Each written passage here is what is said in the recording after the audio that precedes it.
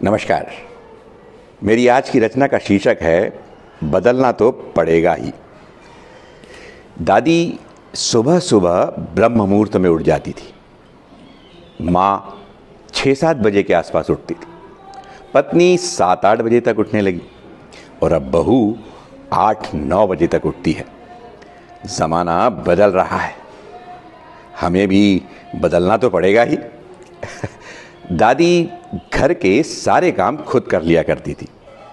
माँ ने मदद के लिए एक बर्तन वाली रख ली।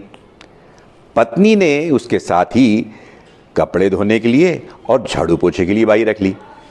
और अब बहू ने इन सब के साथ साथ खाना बनाने वाली भी रख ली। ज़माना बदल रहा है, हमें भी बदलना तो पड़ेगा ही।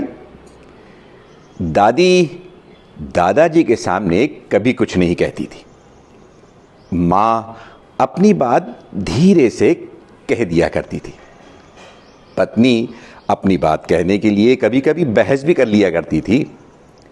और अब बहू अपनी बात मनवाने के लिए बराबरी से टक्कर देती है। ज़माना बदल रहा है, हमें भी बदलना तो पड़ेगा ही। दादी के समय घर में 10-15 लोग हुआ करते थे। माँ के समय घर में 7-8 लोग थे और पत्नी के समय 4-5 लोग थे। और अब बहू के समय केवल 2 ही रह गए और तीसरे के लिए भी सोच रहे हैं। ज़माना बदल रहा है, हमें भी बदलना तो पड़ेगा ही। धन्यवाद।